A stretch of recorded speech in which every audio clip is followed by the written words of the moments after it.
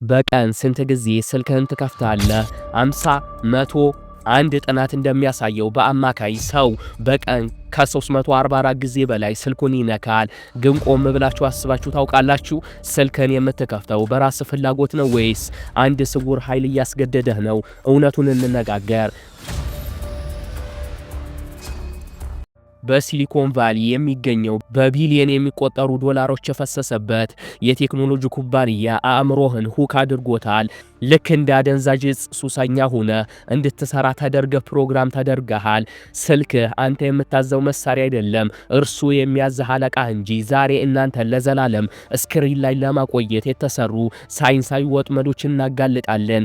ይህ ቪዲዮ ህይወትን ሊቀይር ይችላል። እመኑኝ፣ እንደዚህ ያለ ነገር በዚህ ቻናል ተናግሬ አላቅም፣ ግን እውነታው ሐቋን እናገራለሁ። በቪዲዮ መጨረሻ ብዙ ሰዎች ልትቀየሙ ትችላላችሁ። እመኑኝ፣ እርግጠኛ ሆኜ በሳይንሳዊ የተረጋገጠ ነገር ነው የምነግራችሁ። ቪዲዮን እስከ መጨረሻው ካያችሁትም መፍትሄ አለው። ወደ ቪዲዮው እንሂድ። ይህ ወጥመድ ለመረዳት መጀመሪያ ስለ አእምሮአችን ማወቅ አለብን። አእምሮ ውስጥ ዶፓሚን የተባለ ኬሚካል አለ። ይህ ኬሚካል ደስታንና እርካታን እንድትፈልግ የሚያደርግህ የሽልማት ኬሚካል ነው።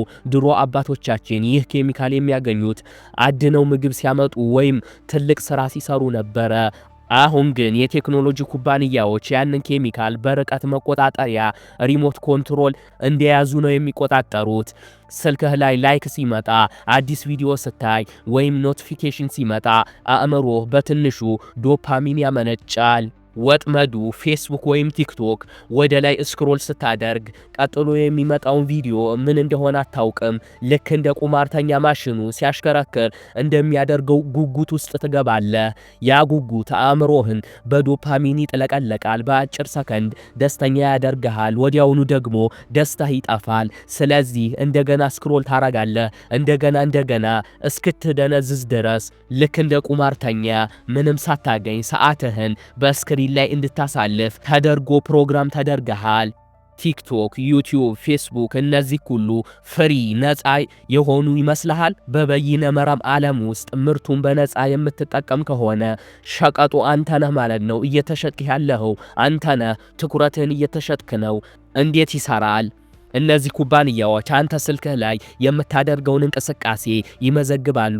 ስክሪን ላይ ያሳለፍከውን እያንዳንዱ ሰከንድ፣ ያየኸውን ቪዲዮ አይነት፣ የትኛው ቀለም እንደሚስብህ፣ ምን እንደሚያስለቅስህና ምን እንደሚያናድህ ከአንተ በላይ ያውቃሉ። እሺ፣ የአልጎሪዝሙ ዓላማስ? ስልክህን ልታስቀምጥ ስትል አርቲፊሻል ኢንተለጀንስ ወይም ኤአይ ወዲያውኑ የምትወደውን አይነት ወይም ስሜትን የሚነካ ቪዲዮ አምጥቶ ይጥልብሃል። ልክ ድመትን በአሻንጉሊት እንደማጫወት ማለት ነው። ዓላማው አንድና አንድ ነው። ያንተን ትኩረት በተሻለ መጠን ረጅም ሰዓት ይዞ ለኩባንያው ማስታወቂያ መሸጥ ነው። የአንተ ትኩረት ከነዳጅም በላይ ውድ የሆነ የዘመናችን ንብረት ነው። ሌላው ትኩረት ማጣት። በአሁኑ ሰዓት የሰው ልጅ ትኩረቱን በአንድ ነገር ላይ የማቆየት አቅሙ በአማካኝ 8 ሰከንድ ነው። ይህም ከወርቅ ዓሣ በታች ነው። ለዚህ ነው ረጅም መጽሐፍ ማንበብ፣ ጥልቅ ሥራ መስራት ወይም ትምህርት ላይ ማተኮር ለብዙዎች የማይቻል የሆነው። አእምሯችን በየሰከንዱ አዲስ ነገር ካላገኘ ይደብረዋል። ሌላው ደግሞ ጭንቀትና ብቸኝነት ይገጥመሃል። ከሺህ ሰዎች ጋር ኮኔክት ያደረክ ይመስልሃል፣ ግን ከመቼውም ጊዜ በላይ ብቸኛ ነህ። ኢንስታግራም ላይ የሌሎችን የተመረጠና የውሸት ህይወት እያየ ከአንተ እውነተኛና አስቸጋሪ ህይወት ጋር እያወዳደርክ እኔ ብቻ ነኝ የማረባው እያልክ ትጨነቃለህ። አስደንጋጩ እውነት የሶሻል ሚዲያ ፈጣሪዎች እንደ ማርክ ዙከርበርግ እና ቢል ጌት ያሉ ልጆቻቸው የተወሰነ ዕድሜ እስኪደርሱ ድረስ ስማርት ስልክ እንዲጠቀሙ አይፈቅዱላቸውም። ለምን ይመስልሃል? የሰሩን ነገር መርዝ መሆኑን ስለሚያውቁ ነው። በነገራችን ላይ እኔ ቲክቶክ አልኩኝ እንጂ ዩቲዩብ ላይ ብዙ መማር ትችላላችሁ። ለምሳሌ ይህን ቪዲዮ ለ7 ደቂቃ ወይም ለ8 ደቂቃ ቆይታችኋል። ትኩረታችሁ እዚህ ቪዲዮ ላይ ነው። ቢያንስ 7 ደቂቃ ምናምን ትኩረት ማድረግ መቻል በጣም ትልቅ ነገር ነው ብዬ ነው የማስበው። ዩቲዩብ የተሻለ ነው ብዬ አስባለሁ ስክሮል ከማድረግ። መቼም በእኔ ሐሳብ ነው። ሐሳባችሁን ኮሜንት ላይ ጻፉልኝ። ታዲያ መፍትሄው ምንድነው? ወደ ኋላ ተመልሰን ስልካችንን ወደ ቆሻሻ መጣል አንችልም፣ ግን አእምሯችንን መልሰን መቆጣጠር እንችላለን። እነዚህ 3 ወሳኝ መፍትሄዎችን ሙሉ ለሙሉ ማዳመጣችሁን እንዳረሱ። ሶስተኛው ደግሞ በጣም ወሳኝ ስለሆነ ቪዲዮውን እስከመጨረሻው ይዩት። አንደኛ የዶፓሚን ጾም። በሳምንት አንድ ቀን ስልክህን አጥፍተህ ወይም ደብቀህ ዋል፣ ወይም ለትንሽ ሰዓት። ለመጀመሪያ ጊዜ በጣም ከባድ ሊሆን ይችላል፣ ትጨነቃለህ። ይህ ማለት አእምሮ ሱሰኛ ነው ማለት ነው። ግን ከሰዓታት በኋላ አእምሮ ወደ ቀደመው የተፈጥሮ ሁኔታ መመለስ ይጀምራል። ሁለተኛው ኖቲፊኬሽን አጥፋ። ይሄ ወሳኝ ነው። ስልክህ አለቃ እንዲሆን አትፍቀድ። በጣም ወሳኝ ከሆኑ ነገሮች ውጭ ሁሉንም ኖቲፊኬሽን አትመልስ። ስልኩ ሲጠራ ሳይሆን አንተ ስትፈልገው ብቻ ክፈተው። ኖቲፊኬሽን ሐሳባችን እንዲሰረቅ ያደርጋል።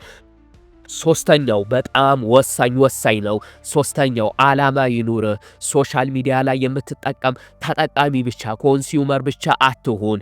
ፈጣሪ ኮንቴንት ክሪኤተር ወይም ገንዘብ ለመስራት የምትጠቀም ሁን። አብዛኛው ሰው እንደኔ ሐሳብ ይህ ዘመን ይህ ትውልድ በሶሻል ሚዲያ በጣም መስራት አለብን ብዬ አምናለሁ። ከዚህ በፊት ያሉት አባቶቻችን አያቶቻችን ምናልባት በጉልበት ስራ በተለያዩ ነገር፣ ግን የዚህ ትውልድ ትልቁ ሀብት ሶሻል ሚዲያ ላይ ኮንቴንት ክሬተር ሆኖ በአጭር ጊዜ ህይወቱን መቀየር ነው። በተለያዩ ሶሻል ሚዲያዎች በቲክቶክ በዩቲዩብ በተለያዩ ገንዘብ ሊከፍል በሚችል ሁኔታ እንደኔ ሐሳብ ዩቲዩብ ብከፍቱ በጣም ጸዴ ነው ብዬ አምናለሁ። ምን ዩቲዩብ በቀጥታ በቪው በዶላር እንደሚከፍል መቼም ሁላችሁም ታውቃላችሁ። ግን ክሬት እያደረጋችሁ ቪዲዮ ቭሎግ ሊሆን ይችላል፣ ወይም ልታስተምሩት የምትችሉት ነገር ወይም የተለያዩ ነገሮችን መጠቀም አለባችሁ።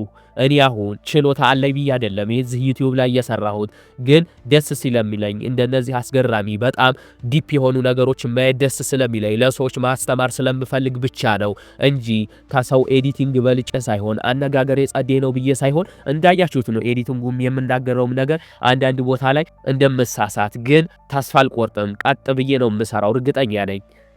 ምንም ተስፋ መቁረጥ የሚባል ነገር እንዳይኖር፣ ግን ዩቲዩብ ተስፋ ሊያስቆርጣችሁ እንደሚችል እርግጠኛ ነኝ። ጠንክራችሁ መስራት ለዓላማ እስከሆነ ድረስ ጠንክራችሁ መስራት አለባችሁ። ይህ ቪዲዮ ካያችሁ በኋላ ምርጫው የእናንተ ነው። ወይም እንደተታለልክ የስልኩ ባሪያ ሆነ ትቀጥላለህ፣ ወይም አሁኑን ወስነህ ህይወትህን መልሰህ ትቆጣጠራለህ። የትኛውን መረጣችሁ? ቪዲዮ ከጠቀማችሁ ላይክ ማድረግ እንዳረሱ።